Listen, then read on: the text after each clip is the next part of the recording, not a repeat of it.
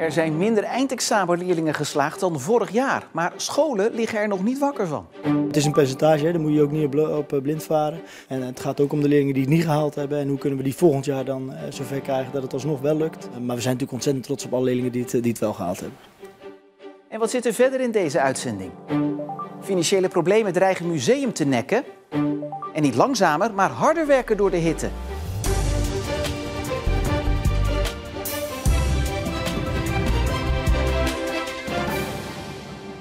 Goedenavond. Een spannende dag voor de middelbare scholen. Vandaag werd bekend hoe zij hebben gepresteerd en of de slagingspercentages zijn gestegen of gedaald ten opzichte van voorgaande jaren.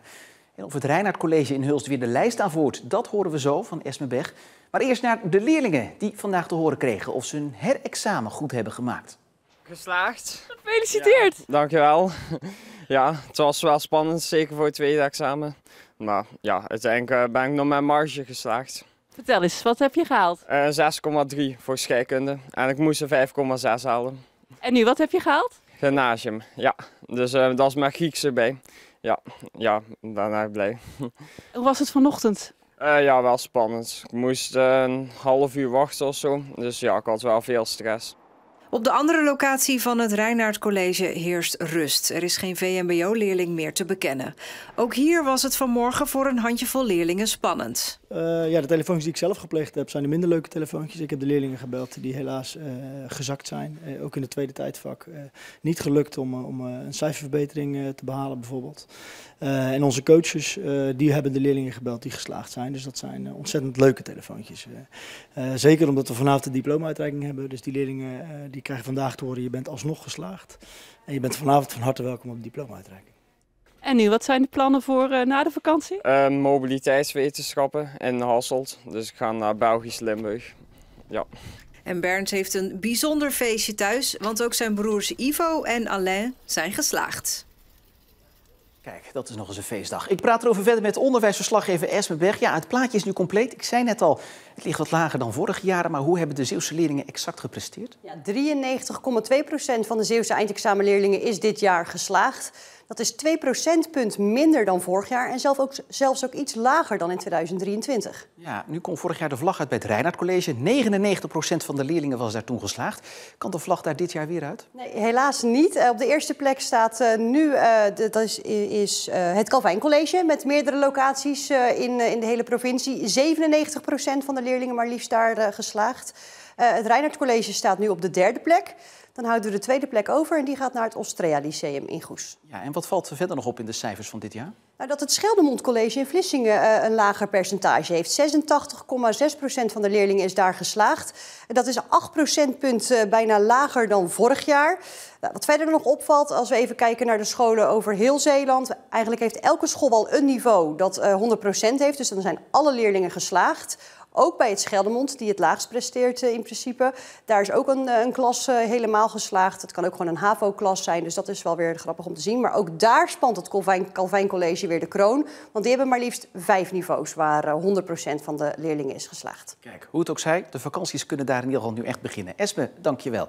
En wil je een volledig overzicht van alle cijfers per niveau, per klas en per school? Dan kan je bij ons terecht op onze website omroepzeeland.nl of in onze app. Traditiegetrouw werd in de Nieuwe Kerk in Middelburg de afschaffing van de slavernij gevierd. Met andere woorden, het was vandaag Kitty Kotti. En om meerdere redenen was het een speciale viering. Nou ja, we gaan het gewoon weer doen. Zo voelt het vandaag. 20 jaar geleden werd dit slavernijmonument neergezet. Sindsdien wordt Kitty Kotti groots gevierd en herdacht. Een speciale 20e editie dus, met een speciaal thema. Mijn vraag eigenlijk dit jaar is: wat wil jij nalaten voor je achterkleinkind? Niet je kleinkind, maar je achterkleinkind. En hoe kun jij ervoor zorgen dat je een goede voorouder bent, zodat je een betere nalatenschap kan achterlaten? Vanwege de hitte werd het grootste gedeelte van de ceremonie binnen in de kerk gehouden. Dat deed natuurlijk niet af aan de boodschap. Het is belangrijk omdat je moet weten waar je vandaan komt. Wat is je verleden? Alleen dan kun je stappen maken nu en naar de toekomst toe. Minister Hermans van Klimaat en Groene Groei heeft de onderhandelingen met Dow gestopt. Het Rijk wilde met de chemiereus afspraken maken over het terugdringen van de CO2-uitstoot in ruil voor een subsidie. Uit onderzoek zou blijken dat er te veel risico's kleefden aan de afspraken. Ook met andere bedrijven heeft de minister de onderhandelingen beëindigd. Douw schrijft het besluit ontzettend jammer te vinden. Hoewel het bedrijf nog steeds de CO2-uitstoot wil terugdringen, zegt het ook dat ze dit niet kan zonder de hulp van de overheid. De buitengebieden van de gemeenten Schouwen-Duiveland en Veren krijgen binnenkort een glasvezelaansluiting. De afgelopen periode hebben zich in de gemeentes voldoende mensen ingeschreven voor zo'n verbinding van het bedrijf Glasdraad. Het bedrijf legt snelle internetverbindingen aan in gebieden waar grote providers, zoals KPN en Delta, dat onrendabel vinden. Waar de grote providers gratis de verbinding aanleggen, moeten klanten van Glasdraad ervoor betalen. Al jaren kampt Streekmuseum De Meestoof in Sint-Annaland met financiële problemen. Sinds het bestuur het museum in 2020 overnam van de gemeente is er jaarlijks een tekort van €10.000. Veel geld voor een relatief klein museum. Tot nu toe vulde de gemeente het tekort steeds aan. Maar de vraag is, voor hoe lang nog? Dit is een cultuurhistorisch aspect, een levend cultuurhistorisch erfgoed waar de hele regio profijt van heeft. En ik denk dat dat voor de gemeente Tolen van belang is, dat dat in eer behouden blijft en ook toegankelijk blijft, zodat men daar blijvend weet van heeft. Het bestuur van het museum is natuurlijk erg blij met deze financiële steun. Want de inkomsten dalen en de kosten die het museum maakt voor achterstallig en regulier onderhoud nemen de laatste jaren alleen maar toe. We zijn volop bezig met verduurzaming om de energiekosten natuurlijk naar beneden te krijgen.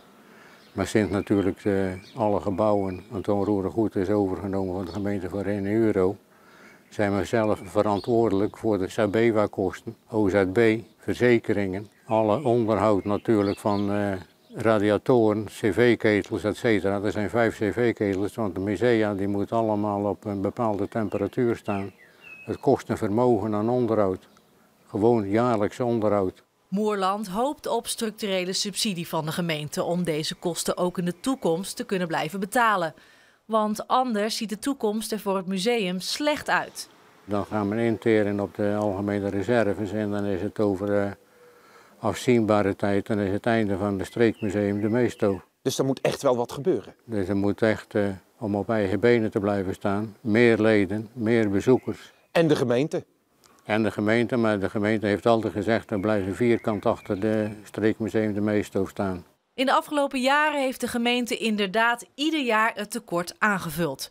We hebben ook wat extra middelen voor achterstallig onderhoud geschonken of gegeven aan het bestuur. En dan zou je denken dat daarmee het museum zelf verder kan. Nou, dat blijkt iets anders te zijn. Maar staat wel als een paal boven water voor mij dat we het museum wel blijven moeten ondersteunen. Dit gaat niet gebeuren dat zo'n museum omvalt. Maar de gemeente vindt wel dat het nu tijd wordt dat het museum financieel zijn eigen broek kan ophouden. Maar wat als dat niet het geval is, wat hebben we dan nodig met elkaar? Wat heeft het bestuur van ons nodig? Wat moeten wij anders organiseren als gemeente?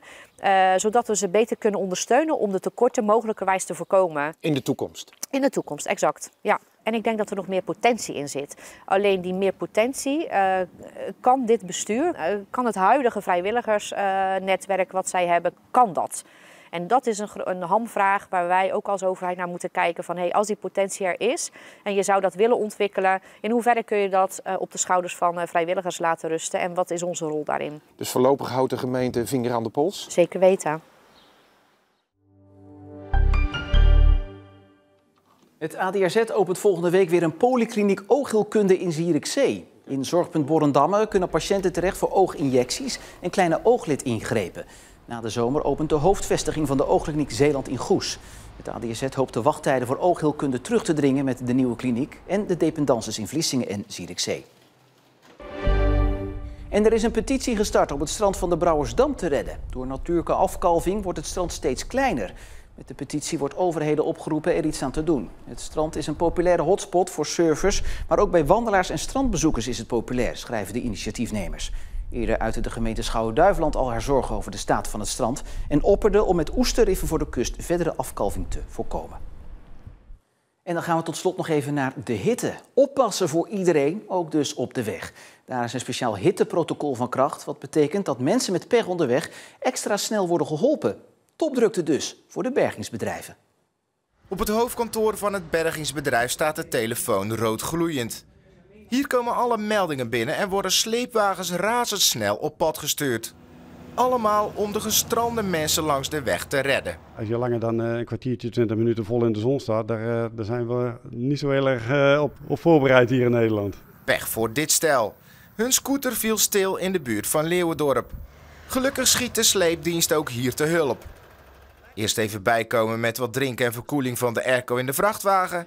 En daarna brengt de chauffeur ze naar een veilige plek. En we zetten hem op een verzorgingsplaats met faciliteiten waar ze in de koelte kunnen staan en waar ze naar het toilet kunnen. En niet zomaar ergens op een parkeerplaats als ze alsnog in de brandende zon staan. Ook hoort bij dit protocol dat het bergingsbedrijf preventief door de provincie rijdt. Daardoor is er extra personeel nodig en wordt er flink doorgewerkt.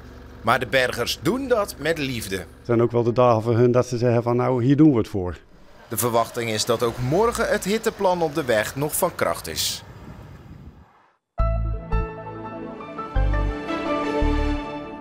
En ook in de rest van de provincie was het hitteplan van kracht. Met overal tropische temperaturen, zelfs ruim boven de 36 graden. Spette Pieter Pater dus lekker in het water. God vandaag ook voor deze koeien.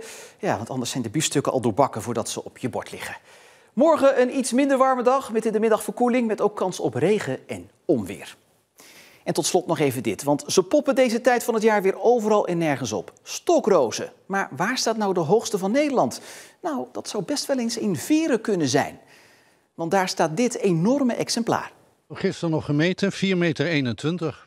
En dat heeft vooral te maken met de plek waar die staat, hier in dat warme hoekje. Met die warmte van de muren en daar voelt een stokroos zich prima thuis. Ja, tenminste nog één iemand die profijt heeft van die vele zon. Meer hierover op de Facebook- en Instagram-pagina van Goedemorgen Zeeland. En tot zover deze Zeeland nu van vandaag. Nog een hele fijne avond.